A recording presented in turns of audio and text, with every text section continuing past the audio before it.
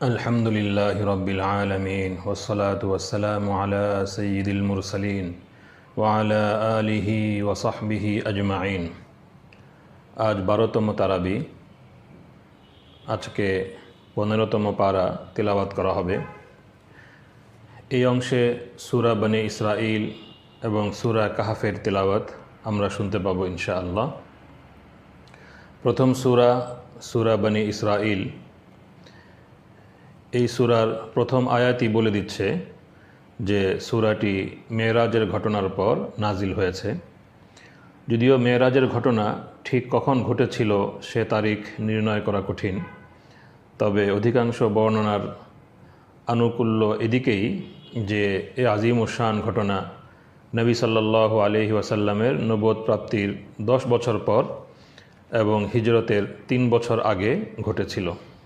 এই সূরায় মেরাজের নজিরবিহীন ঘটনার উদ্ধৃতি দিয়ে নবী সাল্লাল্লাহু আলাইহি ওয়াসাল্লামের রিসালাতের সপক্ষে এক অনিবার্য প্রমাণ পেশ করা হয়েছে।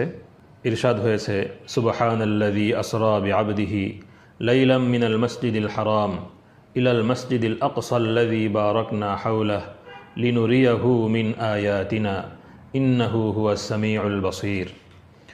পবিত্র সেই সত্তা যিনি নিজ বান্দাকে রাতারাতি মসজিদুল হারাম থেকে মসজিদুল আকসায় নিয়ে যান, যার চারপাশকে আমি বরকতময় করেছি, তাকে আমার কিছু নিদর্শন দেখানোর জন্য। তো এই অংশে মেরাজের ঘটনার প্রতি ইঙ্গিত করা হয়েছে। হাদিস ও সিরাতের কিতাবসমূহে ঘটনাটি বিস্তারিত বর্ণিত হয়েছে, যার সারমর্ম হলো যে হযরত জিবরিল আলাইহিস সালাতু ওয়াস সালাম রাতের বেলায় নবী সাল্লাল্লাহু আলাইহি ওয়াসাল্লামের কাছে এলেন এবং তার সামনে বুরাক হাজির করলেন। সেটি বিদ্যুৎ গতিতে তাকে মসজিদুল হারাম থেকে বাইতুল মাকদিসে নিয়ে গেল। এটি হলো মেরাজ এর সফরের প্রথম অংশ, একে ইসরা বলা হয়। তারপর হযরত জিবরিল আলাইহিস সালাতু ওয়াস সালাম তাকে সেখান থেকে পর্যায়ক্রমে 7 আসমানে নিয়ে গেলেন। প্রত্যেক আসমানে অতীতের কোনো না কোনো নবীর সঙ্গে তাঁর সাক্ষাৎ হলো। তারপর জান্নাতের সিদরাতুল মুনতাহা নামক একটি বৃক্ষের কাছে পৌঁছলেন এবং তিনি আল্লাহ তাআলার সাথে সরাসরি কথা বলার সৌভাগ্য লাভ করলেন। এই সময় আল্লাহ তাআলা তার উম্মতের উপর 5 ওয়াক্ত নামাজ ফরজ করেন। তারপর রাতের মধ্যেই তিনি মক্কা মুকাররমায় ফিরে আসেন। এই আয়াতে সফরের শুধু প্রথম অংশটুকুই বর্ণিত হয়েছে, কেননা সামনের যে আলোচনা আসছে তার সম্পর্ক এই অংশের সাথেই বেশি। তবে সফরের দ্বিতীয় অংশের বর্ণনা কোরআনে কারীমে আছে, যা শেষ দিকে সূরা নাজমে আসছে। সূরা নাজমের 13 থেকে 18 নম্বর আয়াতে যার বিবরণ পাওয়া যায়। সহিহ রওয়ায়াত অনুসারে নবী সাল্লাল্লাহু আলাইহি ওয়াসাল্লামের এ অলৌকিক সফর জাগ্রত অবস্থাতেই হয়েছিল। এভাবেই আল্লাহ তাআলা তাঁকে নিজ কুদরতের এক মহা নিদর্শন দেখিয়ে দেন। এ ঘটনা স্বপ্নযোগে হয়েছিল, জাগ্রত অবস্থায় নয়, এমন কথা সম্পূর্ণ ভুল কথা। ভুল হওয়ার কারণ হলো এই কথাটা অনেক সহিহ হাদিসের পরিপন্থী তো বটেই, খোদ কোরআনে কারীমের বর্ণনারও খেলাফ। কোরআন মজিদের বর্ণনা শৈলী থেকে সুস্পষ্টভাবে জানা যায় যে এটা ছিল একটি অস্বাভাবিক ঘটনা, যাকে আল্লাহ তাআলা নিজের নিদর্শন সাব্যস্ত করেছেন। এটা যদি একটা স্বপ্ন মাত্র হতো তবে তাতে অস্বাভাবিকতার কিছু ছিল না, কারণ স্বপ্নে তো মানুষ কত কিছুই দেখে থাকে। কাজেই এই ঘটনা স্বপ্নযোগে ঘটে থাকলে কোরআন মজিদে একে আল্লাহ তাআলার নিদর্শন সাব্যস্ত করার কোনো অর্থ থাকে না। তো এরপর সূরা বনী ইসরাইলের শুরুর দিকেই বনী ইসরাইলের 2টি উল্লেখযোগ্য ঘটনা উল্লেখ করা হয়েছে, যা আল্লাহ তাআলার নাফরমানি করার পরিণামে কিভাবে তাদেরকে দুবার লাঞ্ছনার শিকার ও শত্রুর হাতে পর্যুদস্ত হতে হয়েছিল। এটা আরব মুশরিকদের পক্ষে একটি শিক্ষা, ইহুদ আহলে কিতাবের জন্যও শিক্ষা, যে তারা যদি আবার নাফরমানির পথ অবলম্বন করে তাহলে আবার তাদের ইতিহাসের পুনরাবৃত্তি ঘটতে পারে। একই সাথে আরব মুশরিকদের পক্ষেও শিক্ষা, যে তারা যদি কোরআন মজিদের বিরুদ্ধাচরণ থেকে নিবৃত্ত না হয় তাহলে তাদের জন্য এরকম পরিণাম অপেক্ষা করছে। কারণ এখন কোরআনে কারীমই একমাত্র কিতাব যা ন্যায়নিষ্ঠ পন্থায় সরল সঠিক পথের দিশা দান করে।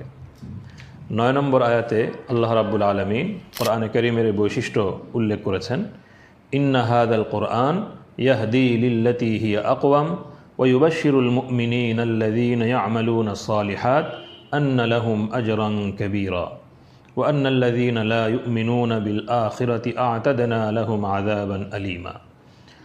বস্তুত এ কোরআন সেই পথ দেখায় যা সর্বাপেক্ষা সরল, আর যারা এর প্রতি ঈমান এনে সৎকর্ম করে তাদেরকে সুসংবাদ দেয় যে তাদের জন্য আছে মহা প্রতিদান, আর সতর্ক করে দেয় যে যারা আখিরাতে বিশ্বাস রাখে না তাদের জন্য আমি যন্ত্রণাময় শাস্তি প্রস্তুত করে রেখেছি। তো 9 এবং 10 নম্বর আয়াতে আল্লাহ রাব্বুল আলামিন এই কথা ইরশাদ করেছেন। যেহেতু বনে ইসরায়েলের 2টি ঘটনা উল্লেখ করে বনে ইসরাইল, আহলে কিতাব এবং মক্কার মুশরিকদেরকে শিক্ষা দেওয়া উদ্দেশ্য, এই জন্য এই সূরাকে বনে ইসরাইল সূরা বনে ইসরাইলও বলা হয়। আবার যেহেতু সূরা শুরুতে ইসরা মেরাজের ঘটনা উল্লেখিত হয়েছে, এই জন্য এই সূরাকে সূরাতুল ইসরাও বলা হয়। এই সূরায় তাওহীদের দলিল, আখিরাতের দলিল প্রমাণ এর পাশাপাশি অনেকগুলো বিধানও দান করা হয়েছে। মুসলমানদের পারিবারিক, সামাজিক, নৈতিক এবং আখলাকি অনেকগুলো বিধান এই সূরায় দান করা হয়েছে। এই সূরার 23 থেকে 39 নম্বর আয়াতে আল্লাহ রাব্বুল আলামিন অনেক গুরুত্বপূর্ণ শিক্ষা দান করেছেন। যে শিক্ষা সারমর্ম হলো যে আল্লাহ ছাড়া কারো ইবাদত করো না, মা বাবার সাথে উত্তম আচরণ করো, আত্মীয় স্বজন, ফকির মিসকিন, মুসাফিরদের হক আদায় করো, সম্পদকে অন্যায় পথে খরচ করো না, অপচয় অপব্যয় করো না, আবার সম্পদের ক্ষেত্রে কার্পণ্য করো না। হাত এত খুলে দিও না যে আগামীকাল তোমাকে আফসোস করতে হয়। নিজের সন্তানকে দারিদ্র্যের ভয়ে হত্যা করো না, কোনো প্রাণীকে অন্যায়ভাবে হত্যা করো না, ইয়েতিমের সম্পদ গ্রাস করো না, ইয়েতিমের সম্পদে কোনো অবৈধ তাসাররুফ করো না, ওয়াদা করলে তা পুরা করো, মাপে কম দিও না, যে বিষয়ে তোমার জানা নেই সেই বিষয়ের অনুসারী হয়েও না, ভূমিতে দর্প ভরে চলো না। এবং পরিশেষে আবারও বলা হয়েছে যে আল্লাহর সাথে কোনো শরীক সাব্যস্ত করো না। এভাবে অত্যন্ত গুরুত্বপূর্ণ বিধান 23 থেকে 39 নম্বর আয়াতে দেয়া হয়েছে। এই সূরার বিভিন্ন আয়াতে আল্লাহ রাসূল সাল্লাল্লাহু আলাইহি ওয়াসাল্লামের হিজরতের প্রতিও ইঙ্গিত রয়েছে। 80 নম্বর আয়াতে আল্লাহ তাআলা একটি দোয়া করতে বলেছেন, ওয়াকুর রব্বি আদখিলনি মুদখালা সিদকিন ওয়া আখরিজনি মুখরাজা সিদক ওয়াজআলনি মিন লাদুনকা সুলতানান নাসীরা। এবং দোয়া করুন, হে প্রতিপালক, আমাকে যেখানে প্রবেশ করাবেন কল্যাণের সাথে প্রবেশ করাবেন, এবং যেখান থেকে বের করবেন কল্যাণের সাথে বের করেন, এবং আমাকে আপনার নিকট থেকে বিশেষভাবে এমন ক্ষমতা দান করেন যার সাথে আপনার সাহায্য থাকবে। তো নবী সাল্লাল্লাহু আলাইহি ওয়াসাল্লাম যখন মক্কা মুকাররমা থেকে হিজরত করে মদিনায়ে মুনাওয়ারায় নিজ ঠিকানা বানানোর ইচ্ছা করেন আল্লাহর আদেশে, তো সেই পটভূমিতেই এই আয়াত নাজিল হয়েছিল। তখনই তাকে এরূপ দোয়া করতে বলা হয়েছিল। এতে প্রবেশ করানো বলতে মদিনায়ে মুনাওয়ারায় প্রবেশ করানো, এবং বের করা বলতে মক্কা মুকাররমা থেকে বের করা বোঝানো হয়েছে। তবে যেহেতু এ দোয়ার শব্দবাক্য সাধারণ, কাজেই যখন কেউ কোনো নতুন জায়গায় যাওয়ার বা নতুন কোনো কাজ করার ইচ্ছা করে তখনও সে এ দোয়া পড়তে পারে। সর্বশেষ 111 নম্বর আয়াতে আল্লাহ রাব্বুল আলামিন তাওহীদের কথার মাধ্যমেই এই সূরার সমাপ্তি ঘটিয়েছেন। ইরশাদ হয়েছে, ওয়াকুলিল হামদুলিল্লাহিল্লাযী লাম ইয়াত্তাখিয ওয়ালাদা ওয়া লাম ইয়াকুল লাহু শারীকুন ফিল মুলক ওয়া লাম ইয়াকুল লাহু ওয়ালিয়্যুম মিনাল যুল্লি ওয়া কাব্বিরহু তাকবীরা। বহু মুশরিকের ধারণা ছিল যে যেই সত্তার পুত্র সন্তান নেই এবং যার রাজত্বেও কোনো অংশীদার নেই সে তো বড়ই দুর্বল হবে। তো শেষ আয়াতে স্পষ্ট করে দেওয়া হয়েছে যে সন্তান বা সাহায্যকারীর দরকার তো তারই হয় যে নিজে দুর্বল। আল্লাহ তাআলা সত্তা অসীম শক্তিমান, কাজেই দুর্বলতা দূর করার জন্য তার না সন্তানের দরকার আছে না সাহায্যকারীর।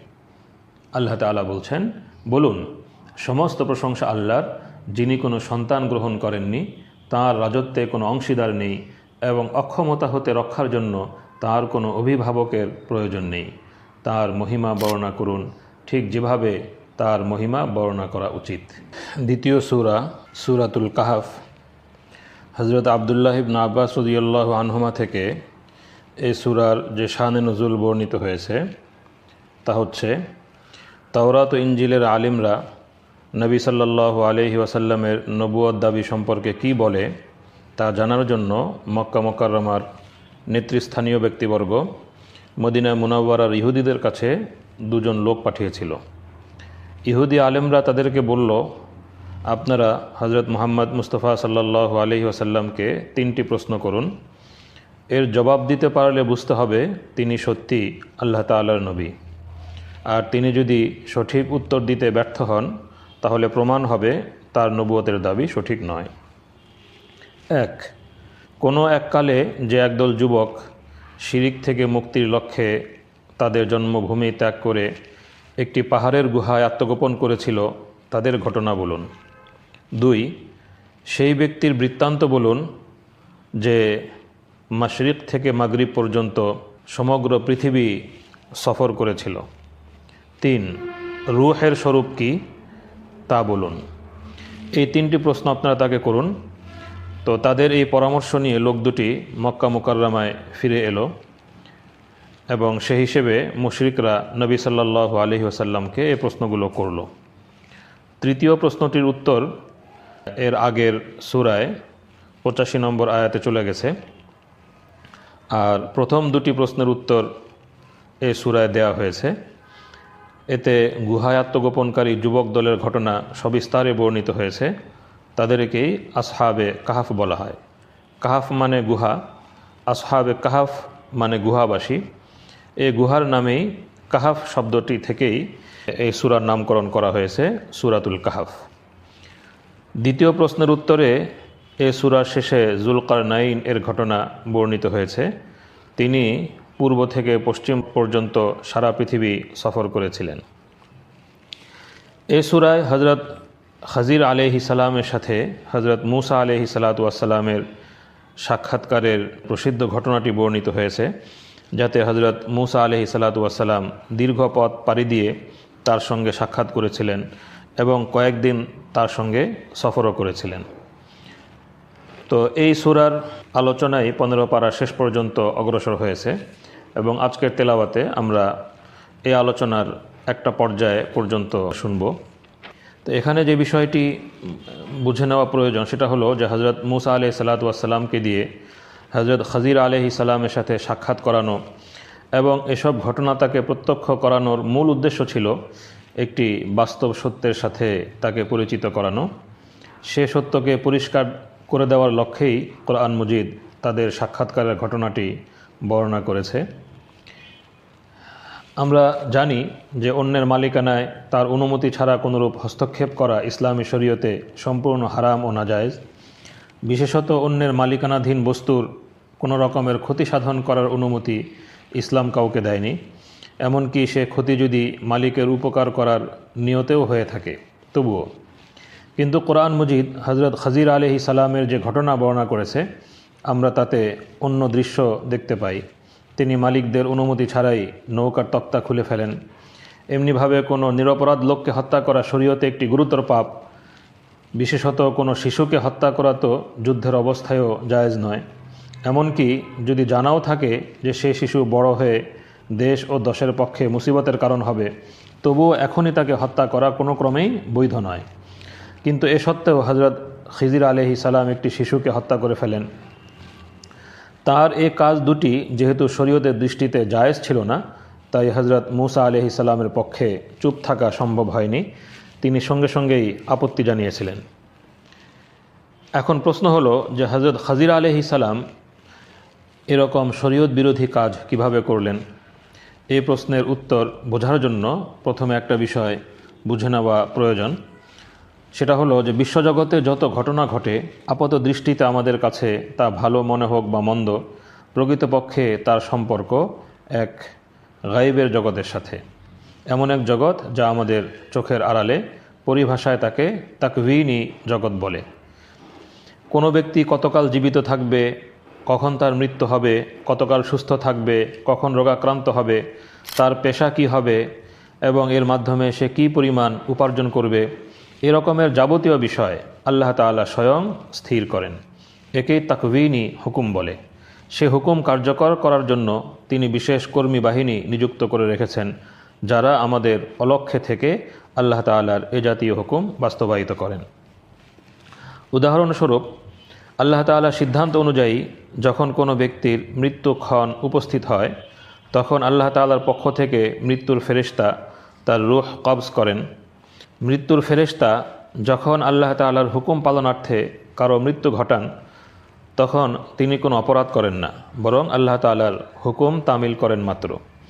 কোনো মানুষের কিন্তু অপর কোনো মানুষের প্রাণ নাশ করার অধিকার নেই, কিন্তু আল্লাহ তাআলা যে ফেরেশতাকে এ কাজের জন্য নিযুক্ত করেছেন তার পক্ষে এটা কোনো অপরাধ নয়, বরং সম্পূর্ণ ন্যায়নিষ্ঠ আচরণ, যেহেতু তিনি আল্লাহ তাআলার হুকুম পালন করছেন। আল্লাহ তাআলার তাকওয়িনী হুকুম কার্যকর করার জন্য সাধারণত ফেরেশতাদেরকে নিযুক্ত করা হয়ে থাকে, কিন্তু তিনি চাইলে যে কারো উপর এ ভার অর্পণ করতে পারেন। হযরত খজির আলাইহিস সালাম যদিও মানুষ ছিলেন, কিন্তু আল্লাহ তাআলা তাকে ফেরেশতাদের মতো তাকওয়িনী জগতের দায়িত্ব অর্পণ করেছিলেন। তিনি যা কিছু করেছিলেন আল্লাহ তাআলার তাকওয়িনী হুকুমের অধীনে করেছিলেন। আর সে কারণেই মৃত্যুর ফেরেশতা সম্পর্কে যেমন প্রশ্ন তোলা যায় না যে সে একজন নিরপরাধ ব্যক্তির মৃত্যু ঘটালো কেন, কিংবা বলা যায় না যে এ কাজ করে সে একটি অপরাধ করেছে, যেহেতু তিনি আল্লাহ তাআলার পক্ষ থেকে কাজের জন্য আদিষ্ট ছিলেন। তেমনিভাবে হযরত খজির আলাইহিস সালামের প্রতিও তার কর্মকাণ্ডের কারণে কোনো আপত্তি তোলা যায় না, কেননা তিনিও নৌকাটিতে খুদ সৃষ্টি করা ও শিশুটিকে হত্যা করার কাজে আল্লাহ তাআলার তাকওয়িনী হুকুমের দ্বারাই আদিষ্ট ছিলেন, ফলে তার সে কাজ কোনো অপরাধ ছিল না। কিন্তু আমাদের ব্যাপার সম্পূর্ণ ভিন্ন। আমরা দুনিয়ায় শরঈ বিধানাবলীর অধীন, আমাদেরকে তাকওয়িনী জগতের কোনো জ্ঞান দেওয়া হয়নি এবং সেই জগৎ সম্পর্কিত কোনো দায়িত্ব আমাদের উপর অর্পিত হয়নি। আমরা দৃশ্যমান জগতে বাস করি, জাগ্রত জীবনে বিচরণ করি, চাক্ষুষ যা দেখতে পাই তাকে কেন্দ্র করেই আমাদের আবর্তন। তাই আমাদেরকে যেসব বিধান দেওয়া হয়েছে তা দৃশ্য জগৎ ও চাক্ষুষ কার্যাবলীর সাথেই সম্পৃক্ত। তাকে শরঈ হুকুম বলে বা শরীয়ত বলে। এখন যেহেতু ওহীর দরজা বন্ধ, তাই এখন কারো পক্ষে নিশ্চিতভাবে তাকওয়িনী জগতের কোনো কর্মীর সন্ধান ও সাক্ষাৎ লাভ সম্ভব নয়। এমনিভাবে দৃশ্যমান জগতের কোনো ব্যক্তির পক্ষেও এ দাবি করারও অবকাশ নেই যে সে তাকওয়িনী জগতের একজন দায়িত্বশীল এবং সেই জগতের বিভিন্ন ক্ষমতা তার উপর ন্যস্ত আছে। কাজেই হযরত খজির আলাইহিস সালামের ঘটনাকে ভিত্তি করে যারা শরীয়তের বিধিবিধানকে স্থগিত করা বা তার বিপরীত কাজকে বৈধ সাব্যস্ত করার চেষ্টা করছে, নিঃসন্দেহে তারা সরল পথ থেকে বিচ্যুত এবং তারা সমাজে বিভ্রান্তি সৃষ্টির ঘৃণ্য তৎপরতায় লিপ্ত রয়েছে। কোনো নামধারী দরবেশ তাসাউফের নাম নিয়ে বলে থাকে শরীয়তের বিধান শুধু স্থূলদর্শী লোকদের জন্য, আমরা তা থেকে ব্যতিক্রম। নিঃসন্দেহে এটা চরম পথভ্রষ্টতা। এখন শরীয়তের বিধান সকলের জন্য সমানভাবে প্রযোজ্য। কারো কাছেই এমন কোনো দলিল নেই যার বলে সে শরীয়তের বিধান থেকে ব্যতিক্রম থাকতে পারে। দ্বিতীয় বিষয় হলো যে আল্লাহ তাআলা হযরত মূসা আলাইহিস সালাতু ওয়াস সালামকে তাকওয়িনী জগতের কিছু বিষয়, কিছু নিয়মকানুন জানিয়েছেন। এই জানানোর পিছনে অনেক বড় তাৎপর্য ছিল। সেটা হলো যে বিশ্বজগতে যা কিছু ঘটছে তার পিছনে আল্লাহ তাআলার অপার হিকমত সক্রিয় রয়েছে। কোনো ঘটনার রহস্য তাৎপর্য অনেক সময় আমাদের বুঝে আসে না। তো কোনো ঘটনার রহস্য তাৎপর্য যদি খুঁজে পাওয়া না যায়, তবে তার ভিত্তিতে আল্লাহ তাআলার ফয়সালা সম্পর্কে কোনো আপত্তি তোলার সুযোগ আমাদের নেই। প্রাত্যহিক জীবনে এমন বহু ঘটনা আমাদের চোখে পড়ে যা আমাদের অন্তরকে ব্যথিত করে। অনেক সময় নিরীহ নিরপরাধ লোককে নিগৃহীত হতে দেখে আমাদের অন্তরে নানা সংশয় দেখা দেয়, যা নিরসনের কোনো দাওয়াই আমাদের হাতে থাকে না। আল্লাহ তাআলা হযরত খজির আলাইহিস সালামের মাধ্যমে তাকওয়িনী জগতের রঙ্গমঞ্চ থেকে খানিকটা পর্দা সরিয়ে এক ঝলক তা দৃশ্য দেখিয়ে দিলেন এবং এভাবে মুমিনের অন্তরে যাতে এরূপ সংশয় সৃষ্টি হতে না পারে তার ব্যবস্থা করে দিলেন। এ থেকে প্রত্যেক মুমিন এই উপলব্ধি অর্জন করতে পারেন যে বিশ্বজগতে যা কিছু ঘটছে তার তাৎপর্য আমার বুঝে না এলেও এর পিছনে অবশ্যই কোনো যৌক্তিক তাৎপর্য রয়েছে। এটা আমার বিশ্বাস রাখা উচিত। আল্লাহ রাব্বুল আলামিনের ফয়সালার উপর সমর্পিত থাকা উচিত। এই শিক্ষাটুকু হজরত মুসা আলাইহিস সালাতু ওয়াসসালাম এবং হজরত খাজির আলাইহিস সালাতু ওয়াসসালামের ঘটনা থেকে একজন মুমিন গ্রহণ করতে পারে। তো আজকের তেলাওয়াতে হজরত মুসা আলাইহিস সালাম ও হজরত খাজির আলাইহিস সালামের এই সাক্ষাতের ঘটনার মধ্য দিয়েই আজকের তেলাওয়াতের অংশ সমাপ্ত হবে। আগামীকাল 16তম পারা তেলাওয়াত করা হবে, সেখানেও সূরাতুল কাহফের শেষ অংশ তেলাওয়াত হবে এবং মুসা আলাইহিস সালাতু ওয়াসসালাম ও খাজির আলাইহিস সালাতু ওয়াসসালামের ঘটনার শেষাংশ সেই অংশে তেলাওয়াত করা হবে। আল্লাহ তাআলা আমাদেরকে কোরআনে কারীমের নূর এবং আলো গ্রহণ করার তৌফিক দান করুন। ওয়া আখিরু দাওয়ানা আনিল হামদুলিল্লাহি রাব্বিল আলামিন।